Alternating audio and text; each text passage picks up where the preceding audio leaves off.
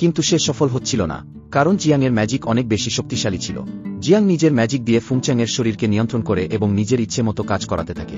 ফুংচ্যাং যখন ক্যানক্যানের পেটে আঘাত করতে যাচ্ছিল, ঠিক তখনই ক্যানক্যান তাকে থামিয়ে দিয়ে বলে, এই বাচ্চাটা তোমারই। এই কথা শুনে ফুংচ্যাং অনেক কষ্টে নিজেকে নিয়ন্ত্রণ করে। এরপরে সে জিজ্ঞেস করে, এই বাচ্চাটা সত্যিই আমার? ক্যানক্যান সত্যিটা বলতে যাচ্ছিল, কিন্তু ঠিক তখনই সেক্রেটারি সেখানে এসে জানায় যে ক্যানক্যান যা বলছে তা সত্যি। ক্যানক্যান সেখান থেকে চলে যেতে চাই। ফুংচ্যাং তখন ক্যানক্যানের হাত ধরে বলে, সবকিছু শেষ করে যাও।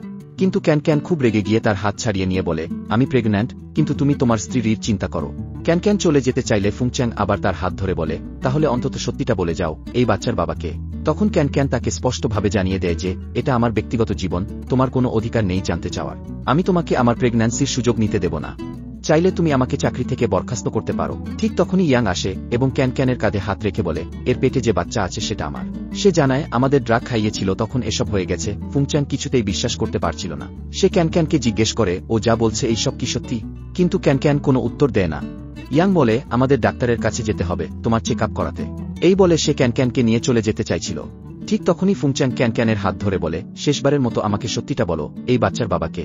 তখন ক্যানক্যান ইয়াংকে দেখিয়ে বলে, সে তো সত্যিই বলছে। যা সত্যি তা তো সত্যিই। তখন সে ফুংচ্যাংয়ের হাত সরিয়ে দেয় এবং বলে, তোমার যদি আর কোনো প্রশ্ন না থাকে আমি কি যেতে পারি? এরপর আমরা দেখি ক্যানক্যান ইয়াংয়ের পাশে বসে আছে।